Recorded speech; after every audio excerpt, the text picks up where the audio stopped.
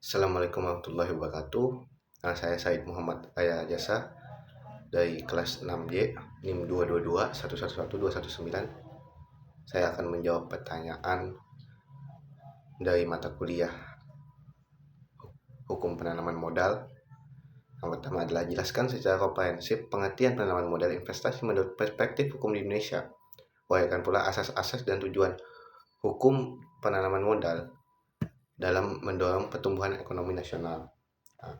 Penanaman modal atau investasi menurut perspektif Indonesia adalah kegiatan penanaman modal untuk melakukan usaha di wilayah negara Republik Indonesia yang dilakukan oleh penanaman modal asing maupun penanaman modal dalam negeri. Secara hukum, penanaman modal diatur dalam Undang-Undang Nomor 25 Tahun 2007 tentang penanaman modal, Undang-Undang PM, serta berbagai peraturan pelaksana lainnya. Dan asas-asas hukum penanaman modal di Indonesia meliputi asas kepastian hukum memberikan jaminan dan kepastian hukum bagi investor. Yang kedua, asas keterbukaan, yaitu proses dan informasi penanaman modal harus transparan. Yang ketiga, asas akuntabilitas, adanya pertanggungjawaban dari setiap pihak terkait penanaman modal. Yang keempat, asas perlakuan yang sama, tidak ada diskriminasi antara penanaman modal dalam negeri dan asing. Yang kelima, asas kebersamaan, penanaman modal harus mendukung pembangunan ekonomi bersama. Yang keenam, asas efisiensi berkeadilan, yaitu penanaman modal harus efisien dan memberikan keadilan bagi semua pihak. Yang selanjutnya ada asas keberlanjutan, penanaman modal harus memperhatikan aspek lingkungan dan sosial untuk berkeberlanjutan. Asas berwawasan lingkungan, yaitu penanaman modal harus ramah lingkungan. Asas kemandirian, yaitu mendorong kemandirian ekonomi bangsa. Dan yang terakhir, asas keseimbangan, kemajuan dan kesatuan ekonomi nasional, yaitu penanaman modal harus selaras dengan kemajuan dan kesatuan ekonomi nasional. Tujuan hukum penanaman modal dalam mendorong pertumbuhan ekonomi nasional adalah meliputi menciptakan iklim investasi yang kondusif untuk mendorong penanaman modal, meningkatkan pertumbuhan ekonomi nasional, menciptakan lapangan kerja, meningkatkan kemampuan daya saing industri nasional, mendorong pembangunan ekonomi yang merata dan berkelanjutan, meningkatkan kesejahteraan masyarakat, mendorong percepatan pembangunan daerah, dan meningkatkan penerimaan negara. Yang selanjutnya pertanyaan nomor 2, yaitu bagaimana regulasi penanaman modal di Indonesia termasuk insentif dan pembatasan secara efektif mempengaruhi tingkat investasi domestik dan asing serta dampaknya terhadap pertumbuhan ekonomi nasional. Nah, regulasi penanaman modal di Indonesia diatur dalam berbagai undang-undang dan peraturan turunan. Yang paling utama adalah Undang-Undang Penanaman Modal. Regulasi ini dirancang untuk menciptakan iklim investasi yang menarik sekaligus melindungi kepentingan nasional. Pengaruh regulasi yaitu kepastian hukum, regulasi yang jelas dan konsisten memberikan kepastian hukum bagi investor sehingga mendorong minat investasi. Fluktuasi atau ketidakjelasan regulasi dapat menghambat investasi. Kemudahan berusaha patuh yang menyederhanakan birokrasi perizinan melalui OSS, Online Single Submission, dan proses investasi sangat berpengaruh positif terhadap tingkat investasi baik domestik maupun asing. Perlindungan investor, regulasi yang melindungi hak-hak investor misalnya terkait hak atas properti dan penyelesaian sengketa, meningkatkan kepercayaan investor. Insentif penanaman modal, insentif pajak meliputi tax holiday, pembebasan pajak penghasilan badan untuk jangka waktu tertentu, tax allowance, pengeluaran penghasilan neto, dan super deduction tax, pengeluaran pajak atas kegiatan R&D atau pendidikan vokasi. Insentif ini sangat efektif menarik investasi terutama di sektor-sektor prioritas atau padat modal. Pembatasan penanaman modal, daftar negatif investasi DNI atau bidang usaha tertutup. Dahulu ada DNI yang membatasi atau menutup beberapa sektor untuk investasi asing, namun saat ini dengan Undang-Undang Cipta Kerja sebagian besar sektor telah dibuka dengan beberapa pengecualian yang diatur secara lebih spesifik.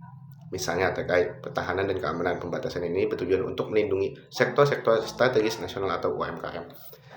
Persyaratan kemitraan, dalam beberapa sektor investor asing mungkin diwajibkan bermitra dengan perusahaan lokal yang bertujuan untuk transfer teknologi dan peningkatan kapasitas lokal. Dampak terhadap pertumbuhan ekonomi nasional yaitu peningkatan investasi, penciptaan lapangan kerja, peningkatan pendapatan negara, transfer teknologi dan pengetahuan, diversifikasi ekonomi, peningkatan produksi dan ekspor, pengembangan infrastruktur. Secara keseluruhan, regulasi yang efektif dikombinasikan dengan insentif yang tepat dan pembatasan yang selektif berperan krusial dalam menarik investasi yang berkualitas, yang pada akhirnya akan menjadi motor penggerak pertumbuhan ekonomi nasional yang berkelanjutan. Yang selanjutnya pertanyaan ketiga, yaitu sejauh mana kepastian hukum dan penegakan kontrak dalam rezim penanaman modal di Indonesia mempengaruhi kepercayaan investor dan keberlanjutan investasi jangka panjang serta implikasinya terhadap stabilitas ekonomi.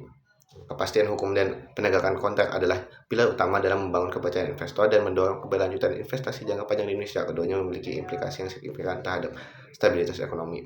Pengaruh kepastian hukum terhadap kepercayaan investor dan berkelanjutan investasi jangka panjang yaitu prediktabilitas. Kepastian hukum memberikan prediktabilitas bagi investor mengenai hak dan kewajiban mereka serta konsekuensi dari tindakan mereka. Investor dapat membuat keputusan investasi dengan lebih yakin jika mereka tahu bahwa aturan main tidak akan berubah secara tiba-tiba atau sewenang-wenang. Perlindungan aset hukum yang kuat dan ditegakkan secara konsisten memberikan jaminan perlindungan terhadap aset investor dari tindakan ilegal. Pengurangan risiko. Ketika hukum tidak pasti atau sering berubah, risiko investasi menjadi tinggi, menghalangi investor untuk menanamkan modal dalam jumlah besar atau dalam proyek jangka panjang. Sebaliknya, kepastian hukum mengurangi risiko ini membuat Indonesia lebih menarik sebagai tujuan investasi. Daya tarik obligasi dan pinjaman. Institusi keuangan internasional dan pemberi pinjaman cenderung lebih bersedia memberikan pendanaan untuk proyek-proyek di negara dengan kepastian hukum yang tinggi. Regulasi yang stabil. Investor jangka panjang membutuhkan regulasi yang stabil dan tidak berubah-ubah. Pengaruh penegakan kontrak terhadap kepercayaan investor dan keberlanjutan investasi jangka panjang. Jaminan pelaksanaan hak dan kewajiban. Penegakan kontrak yang efektif memastikan bahwa semua pihak dalam perjanjian investasi, investor, pemerintah, mitra lokal memenuhi kewajiban mereka dan dapat menuntut hak mereka. Penyelesaian sengketa yang efisien. Sistem peradilan yang independen, transparan, dan efisien dalam menyelesaikan sengketa kontrak adalah kunci. Pengurangan ketidakpastian. Adanya mekanisme penegakan kontrak yang kuat mengurangi ketidakpastian dalam hubungan bisnis, memungkinkan investor untuk berinvestasi dengan keyakinan bahwa perjanjian mereka akan dihormati. Dan investasi berbasis risiko. Untuk investasi yang lebih berisiko atau inovatif di mana potensi perselisihan lebih tinggi. Implikasinya terhadap stabilitas ekonomi yaitu arus investasi yang stabil, penciptaan lapangan kerja yang berkelanjutan, peningkatan kapasitas produksi dan produktivitas, diversifikasi ekonomi, peningkatan pendapatan negara, peningkatan peringkat investasi, mencegah capital flight. Singkatnya, kepastian hukum dan penegakan kontrak adalah fondasi esensial bagi pengembangan ekonomi yang stabil dan berkelanjutan. Tanpa kedua elemen ini, upaya untuk menarik dan mempertahankan investasi akan sangat terlambat dengan dampak negatif yang luas terhadap perekonomian nasional. Selanjutnya adalah pertanyaan keempat. Analisislah hak dan kewajiban investor baik domestik maupun asing berdasarkan ketentuan hukum penanaman modal di Indonesia. Bagaimana keseimbangan antara hak dan kewajiban ini diatur untuk menciptakan iklim investasi yang kondusif dan bertanggung jawab. Nah, hukum penanaman modal di Indonesia utamanya Undang-Undang Nomor 25 Tahun 2007 tentang penanaman modal atau UU-PM mengatur secara komprehensif hak dan kewajiban bagi investor baik domestik maupun asing. Keseimbangan antara hak dan kewajiban ini esensial untuk menciptakan iklim investasi yang kondusif, bertanggung jawab, dan berkelanjutan. Hak investor domestik dan asing. Hak atas perlakuan yang sama, national treatment. Pasal 4 Undang-Undang Penanaman Modal menegaskan bahwa pemerintah memberikan perlakuan yang sama kepada semua investor tanpa membedakan negara asal kecuali ditentukan lain oleh undang-undang. Hak atas kepastian hukum dan perlindungan hukum. Investor berhak mendapatkan kepastian hukum, termasuk perlindungan aset dari nasionalisasi atau tindakan serupa tanpa kompensasi yang adil diatur dalam pasal 7 UU PM.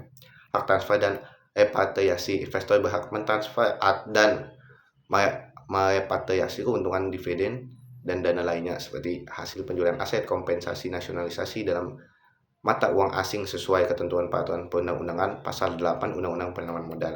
Hak atas kompensasi dalam hal terjadi nasionalisasi atau pencabutan hak milik yang merugikan investor, mereka berhak atas kompensasi yang layak dan sesuai dengan nilai pasar diatur dalam pasal 7 Undang-Undang PM. Hak atas fasilitas dan insentif. Investor berhak memperoleh fasilitas fiskal seperti tax holiday, tax allowance, dan non-fiskal sesuai dengan kebijakan pemerintah untuk sektor-sektor prioritas atau daerah tertentu diatur dalam pasal 18 Undang-Undang PM. Hak mempekerjakan tenaga kerja asing. Investor berhak mempekerjakan tenaga kerja asing untuk jabatan dan keahlian tertentu belum dapat dipenuhi oleh tenaga kerja Indonesia. Hak menggunakan teknologi asing. Investor berhak menggunakan teknologi atau modal asing sepanjang tidak bertentangan dengan peraturan perundang-undangan. Hak atas penyelesaian sengketa. Investor berhak mencari penyelesaian sengketa melalui arbitrase atau pengadilan. Diatur dalam pasal 32 UU PM. Kewajiban investor domestik dan asing. Kewajiban menerapkan prinsip tata kelola perusahaan yang baik. Investor wajib menerapkan prinsip tata kelola perusahaan yang baik. Good Corporate Governance pasal 15 huruf A Undang-Undang PM yang meliputi transparansi, akuntabilitas, pertanggungjawaban, kemandirian, dan kewajaran. Kewajiban melaksanakan tanggung jawab sosial perusahaan CSR. Investor wajib melaksanakan tanggung jawab sosial yang diatur dalam pasal 15 huruf B Undang-Undang PM. Kewajiban menghormati tradisi budaya masyarakat setempat juga sudah diatur dalam pasal 15 huruf C Undang-Undang PM. Kewajiban memenuhi standar kualitas diatur dalam pasal 15 huruf D Undang-Undang PM. Kewajiban membuat laporan kegiatan penanaman modal. Investor wajib menyampaikan laporan kegiatan penanaman modal kepada BKPM atau Dinas Penanaman Modal Daerah yang diatur dalam pasal 15 huruf E Undang-Undang PM. Kewajiban mematuhi peraturan perundang-undangan. Kewajiban prioritas penggunaan tenaga kerja dalam negeri yang diatur dalam pasal 16 Undang-Undang PM. Kewajiban peningkatan nilai tambah, bagaimana keseimbangan antara hak dan kewajiban diatur untuk menciptakan iklim investasi yang kondusif dan keseimbangan antara hak dan kewajiban investor adalah kunci untuk mencapai tujuan ganda, menarik investasi dan memastikan investasi tersebut memberikan manfaat maksimal bagi Indonesia secara berkelanjutan.